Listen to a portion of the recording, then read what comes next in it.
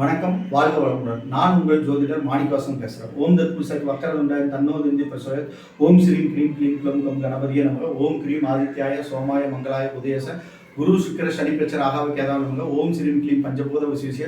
ஓம் அங்கிரங்கு பஞ்சபூத வசிவிசிய. ஓம் லங்கு வந்து பஞ்சபூத வசிவிசிய. ஓம் நங்கு மங்கு பஞ்சபூத வசிவிசிய ஸ்வாகா. 9 நவகிரகங்கள், 5 பஞ்சபூதத்தினோட அனுகிரகம் பரிபூர்ணமாக அனைத்து ஜோதிட அன்பர்களுக்கும் ஆன்மீக பெரியவர்களுக்கும் அனைத்து மக்களுக்கும் கிடைக்க எம்பெருமான் முருகப்பெருமான மனதார நான் பிரார்த்தனை பண்றேன். ஓம் சரவண பவாய நமக. இன்னைக்கு நாம் பார்க்கக்கூடிய தலைப்பு என்னன்னு பார்த்தோம்னா கும்ப லக்னத்திற்கு செவ்வாய் பகவான் நின்ற ஸ்தான பலன்கள் என்ன அப்படின்னு தான் பார்க்க போறோம். ஓகேங்களா?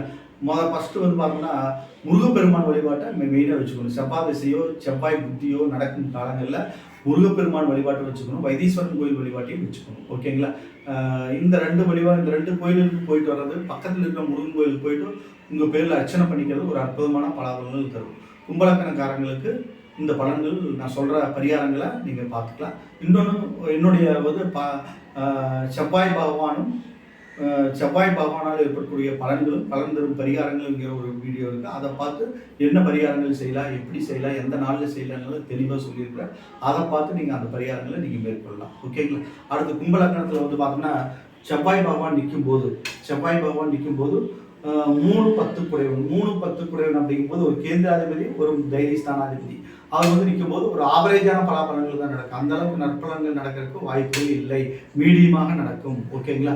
அடுத்து 2ஆம் இடம் குடும்பஸ்தானம், வாக்குஸ்தானம்ங்கிற இடத்துல போய் ஒரு 3 குடைவன் வந்து நிற்கும் போது குடும்ப பிரச்சனைகள் அதிகமாக ஏற்படும். ஓகேங்களா? குடும்ப பிரச்சனைகள் அதிகமாக ஏற்படும். ஏன்னா இவருக்கு வந்து கும்பலக்கணத்துக்கு மிக பகை கிரகம் செவ்வாய் வந்து அங்கே 2ஆம் இடத்துல இவருக்கு நிற்கும் போது குருவோட வீடு அவருக்கு நட்பு வீடாக இருந்தாலும் கூட செவ்வாதோஷம்ங்கிற அடிப்படையில் குரு பார்வை பெற்றிருந்தாலும் ஓரளவுக்கு நற்பலன்கள் நடக்கும். 3ஆம் இடம் தைரிய வீரிய ஸ்தானத்தில் போய் செவ்வாய் நிற்கிறது ஒரு அற்புதமான பலாபலன்கள் தரும். நல்லா இருக்கும். அந்த ஸ்தானாதிபதி அந்த ஸ்தானத்திலேயே இருந்தால் நல்லா இருக்கும். ஏன்னா சனீஸ்வர பகவான் அங்கே நீச்சமாகிறாரு. ஓகேங்களா? இருந்தபோது இவர் அங்கே ஆட்சி பலம் பெற்றாருன்னா ஒரு அற்புதமான பலாபலன்கள் நடக்கிறதுக்கு வாய்ப்புகள் இருக்கும். 4ஆம் இடத்துல இருக்கும்போது இங்கே செவ்வாய் தோஷங்கிற கணக்கில் வரும். ஏதாவது வீடு வாசல் சம்மந்தப்பட்ட பிரச்சனைகள், ஏதாவது ஒரு பிரச்சனைகள் ஏற்படும். தாய்வழியின் மூலமாக பிரச்சனைகள் ஏற்படும். ஓகேங்களா? திருமண காலதாமதங்கள் ஏற்படுறது, உத்தியோகத்தில் பிரச்சனைகள் ஏற்படுறது, இதெல்லாம் நடக்கும். உயர்கல்வியில் தடை தாமதங்கள் ஏற்படுறது, இதெல்லாமே நடக்கும். ஓகேங்களா? அதனால 4ஆம் இடத்துல செவ்வாய் சுக்கிரனோட வீட்டில் நிற்கும் போது கவனமாக இருக்கணும். அதுக்குண்டான பரிகார பூஜைகளை செஞ்சுக்கணும். 5ஆம் இடம் பூர்வமுனி ஸ்தானம், இங்கே வந்து செவ்வாய் நிற்கும் போது இங்கே ஓரளவுக்கு ஆவரேஜான பலன்கள் தான் நடக்கும். மீடியமாக ஒரு ஆவரேஜாக நடக்கும். அந்த அளவுக்கு பலன்கள் வந்து ஒரு கேரண்டியாக நடக்கும்னு சொல்ல முடியாது. ஏன்னா செவ்வாய்க்கு அது பகை கிரகம், புதன் வீடு. ஓகேங்களா? புதன் வீடு செவ்வாய்க்கு பகை வீடு. குரு பார்வை பெற்றிருந்தால் நல்லா இருக்கும். நல்ல புத்திரர்கள் கிடைக்கிறதுக்கு வாய்ப்புகள் அதிகம். ஓகேங்களா? அது வந்து குரு பார்வையை பொறுத்து தான் பலன்கள் மாறுபடும். தனிச்சிருந்தாருன்னா ஆவரேஜான பலாபலன்கள் தான் நடக்கும். அடுத்தது பார்த்தோம்னா 6ஆம் இடம் 10 குடைவன் 6ஆம் இடத்துல போய் நிற்கிறது அப்படிங்கிறது அந்த அளவுக்கு சிறப்பான பலன்கள் இல்லை. பிஸ்னஸ் எல்லாம் கடன் மூலமாக ஏற்பட்டுரும். பிஸ்னஸ் நிமித்தமாக கடன் வாங்கி அது வந்து ஏதோ பிரச்சனை ஏற்பட்டு கட்டக்கூடிய நிர்பந்தமெல்லாம் ஏற்பட்டுரும். Court case வில்லங்கமெல்லாம் ஏற்பட்டுரும். ஓகேங்களா? அதனால பார்த்து கேர்ஃபுல்லாக இருக்கணும். உடல் உபாதைகள், உடல் பிணிகள் எல்லாம் ஏற்பட்டுரும். ரொம்ப கேர்ஃபுல்லாக இருக்கணும். ஓகேங்களா? அடுத்து பார்த்தோம்னா லக்னத்துக்கு 7ஆம் இடத்துல செவ்வாய் நிற்கிறது. இது கடுமையான தோஷத்தை தந்துடும். கும்பலக்கணத்துக்கு வந்து செவ்வாய் வந்து 7 நிற்கிறது கடுமையான தோஷம். ஓகேங்களா? அதனால பார்த்து தான் அதுக்குண்டான பரிகார பூஜைகளை செஞ்சுக்கணும். சூரியன் எப்படி இருக்கிறாரு அப்படிங்கிறத பொறுத்து பலன்கள் மாறுபடும். குரு பார்வை பெற்றிருந்தாருன்னா கொஞ்சம் நன்மைகள் நடக்கிறதுக்கு வாய்ப்புகள் அதிகம். தடிச்சிருந்தாருன்னா அந்த அளவுக்கு நல்லா இருக்காது. ஓகேங்களா? அடுத்தது பார்த்தோம்னா 8ஆம் இடம் அஷ்டமஸ்தானம், இதுவும் அந்த அளவுக்கு நல்லது கிடையாது. ஓகேங்களா? செவ்வாய் 8 இருந்தால் இங்கே கும்பலக்கணத்துக்கு கடுமையான தோஷத்தை கொடுக்கும், தார தோஷத்தை கொடுக்கும். 7-8 செவ்வாய் நின்னா கும்பலக்கணத்துக்கு கடுமையான தோஷத்தை ஏற்படுத்தும். ஓகேங்களா? கடுமையான தோஷத்தை ஏற்படுத்த வல்லது. சனிக்கு அது பகை வீடு, சிம்மமும் பகை வீடு தான். இது 8ஆம் இடம் அஷ்டமஸ்தானம்ங்கிற அடிப்படையில் பகை வீடாக வந்துடும். ஓகேங்களா? அந்த அளவுக்கு பகை ஸ்தானம்ங்கிற அடிப்படையில் வந்துடும். அதனால புதனோட வீட்டில் 8ஆம் இடத்துல நிற்கும் போதும் அந்த அளவுக்கு தோஷங்கள் கடுமையாயிடும். ஓகேங்களா? அதனால அதுக்குண்டான பரிகார பூஜைகள் நம்ம செஞ்சுக்கணும். அடுத்து பார்த்தோம்னா 9ஆம் இடம் பாகிஸ்தானம், கும்பலக்கணத்துக்கு சுக்கரனோட வீடு பாகிஸ்தானம்.